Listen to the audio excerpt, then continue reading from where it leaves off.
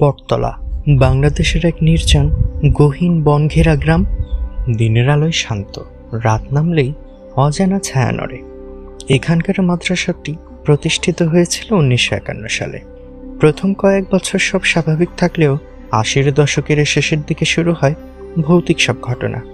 শিক্ষকরা একে একে পালিয়ে যেতে থাকেন, ছাত্ররা অজানা জ্বর, ঘুমের মধ্যে আরবি পাঠ করা কিংবা রাত 3টার দিকে অজ্ঞান হয়ে পড়া।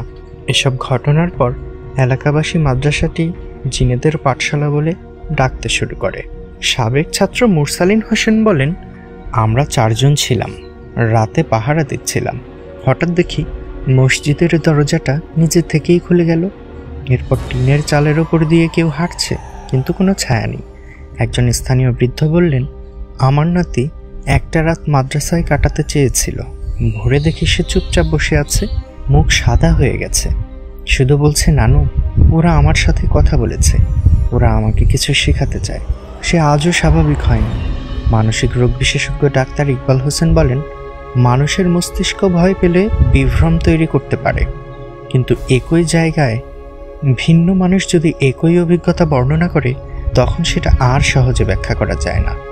গবেষকরা বলেছেন, মাদ্রাসার জমির নিচে হয়তো কিছু আছে, হয়তো পুরনো কবর অথবা অলৌকিক শক্তির কেন্দ্র। 2019 সালে মাদ্রাসায় এক পর্যবেক্ষক প্রকল্প বসানো হয়। রাত 2:16। ক্যামেরায় দেখা যায় হঠাৎ একটি জানালা নিজে থেকেই খুলে যাচ্ছে। বাতাস নেই, কারো উপস্থিতি নেই। এরপরও মাদ্রাসার হাফেজ কক্ষ থেকে ভেসে আসে অজানা গলায় সূরা ইয়াসিন পাঠ হচ্ছে, কিন্তু ঘর তো খালি। অডিও বিশ্লেষণ করে একজন সাউন্ড ইঞ্জিনিয়ার বলেন, এই শব্দের ফ্রিকোয়েন্সি মানুষের গলার সাথে মেলে না, এটা কোনো মানব উৎপন্ন আওয়াজ নয়।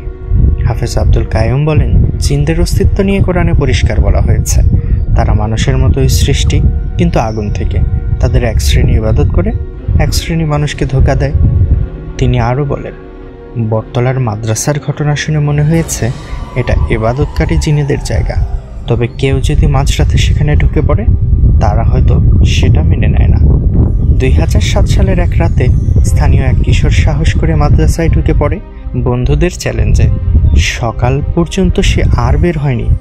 ভোরে পুলিশ এসে খোঁজ পায় শুধু তার তাসবিহ আর জুতা, তার দেহ বা কোনো চিহ্নই পাওয়া যায়নি আজও।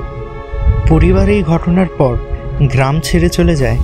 মাদ্রাসার পাশে অবস্থিত পুরনো কবরস্থানটি নিয়ে স্থানীয়দের ধারণা সেখানে কিছু আটকে থাকা আত্মা রয়েছে। প্রতি চন্দ্র মাসে এক রাত এমন থাকে যেদিন কবরগুলো থেকে আওয়াজ আসে, লাউড স্পিকারে নয়, ঠিক মনে ভেসে আসে। অনেকেই বলবেন এসব গুজব, অলীক কল্পনা, কিন্তু যখন একই ধরনের ঘটনা ঘটে বারবার এবং বহু মানুষ একই অভিজ্ঞতা বর্ণনা করে, তখন তো প্রশ্ন আসে, সবাই কি ভুল শুনেছে, নাকি সত্যি কিছু আছে যা আমরা দেখতে পাই না, শুধু অনুভব করতে পারি। আপনি যদি এখনও বিশ্বাস না করে থাকেন, তাহলে বলবো, রাত 2টা বাজলে আপনার ঘরের জানালা খুলে রাখবেন না। আর যদি বটতলায় যেতে চান, মনে রাখবেন, ওরা সব সময় দেখে, কিন্তু কখন কথা বলবে তা কেউ জানে না। ভিডিওটি ভালো লাগলে অবশ্যই একটি লাইক দিয়ে আমাদের উৎসাহ দিন।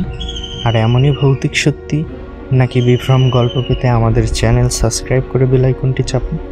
পরবর্তী ভিডিওতে দেখা হবে আরেকটি শিউরে ওঠা গল্প নিয়ে। ভালো থাকুন, সাবধানে থাকুন।